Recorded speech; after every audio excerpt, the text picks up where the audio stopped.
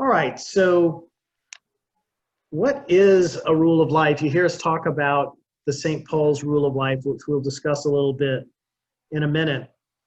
But the idea of a rule of life comes from the Latin word regula and suggests a way to regulate or regularize, is that even a word, our lives, to stay on an intentional path.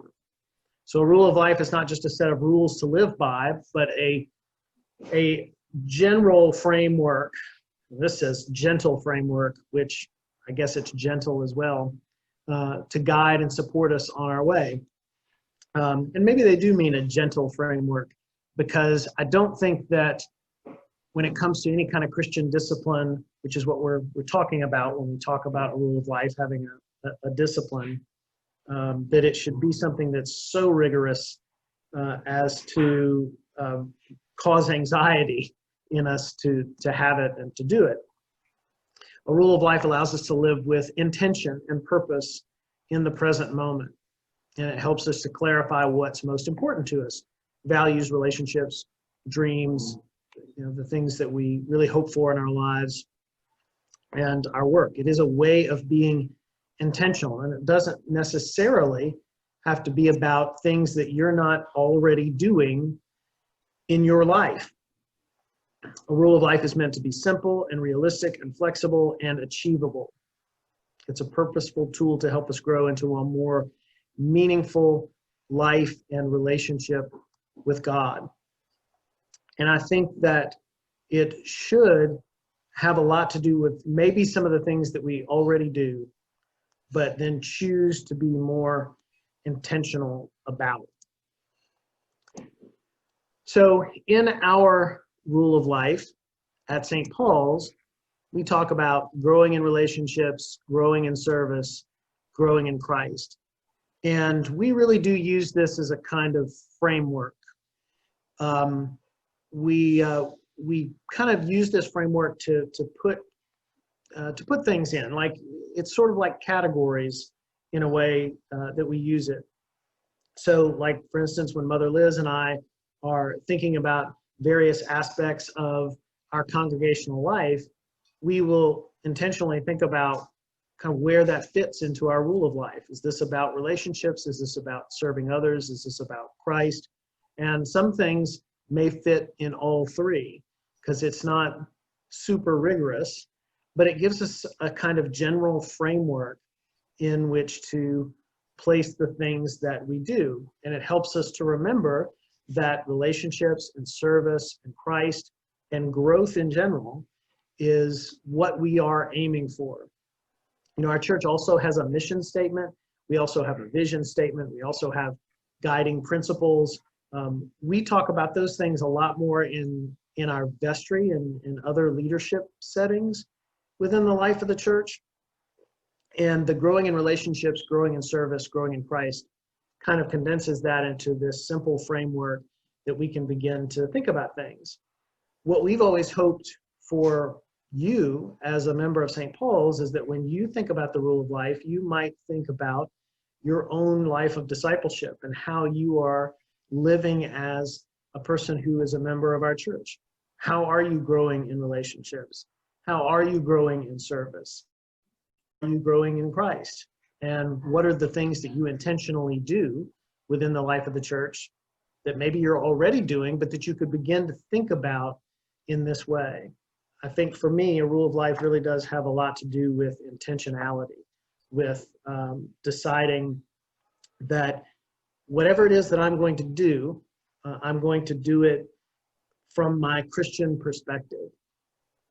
So some things that you might think about, some questions to reflect on, are what are some rules of life that already exist in your own life, consciously or unconsciously? Things that are helpful or things that are hurtful.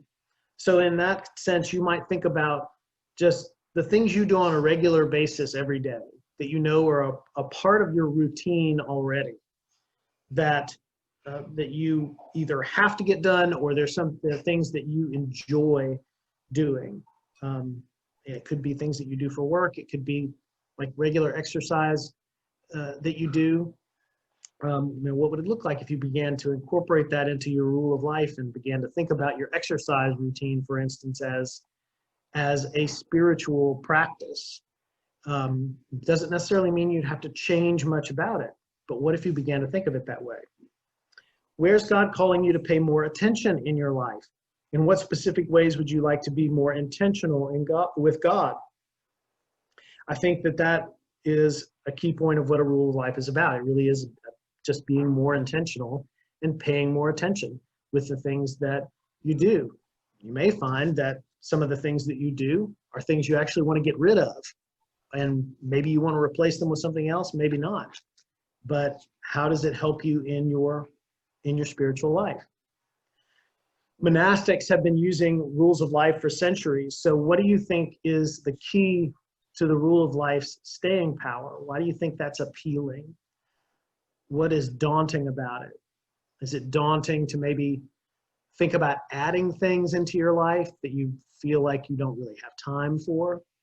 Is there something appealing about it? Because I think structure is appealing in many ways.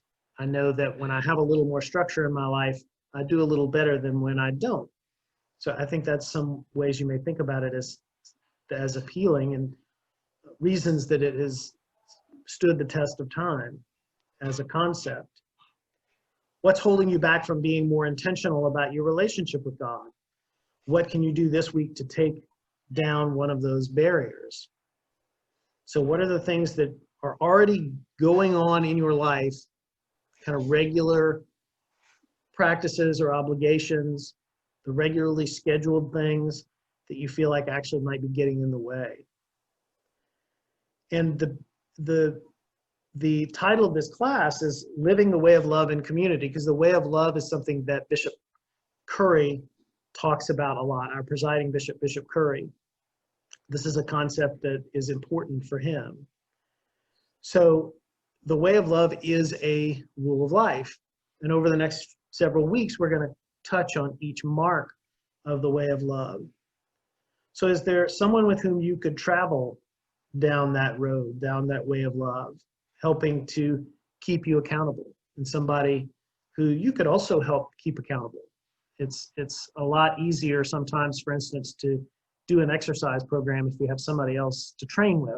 If you want to run a 5K, it's one thing to engage in a program. It's another thing to schedule your training with somebody else, or to have somebody else doing it with you. Like my friend Vic and I, we both have Apple Watches.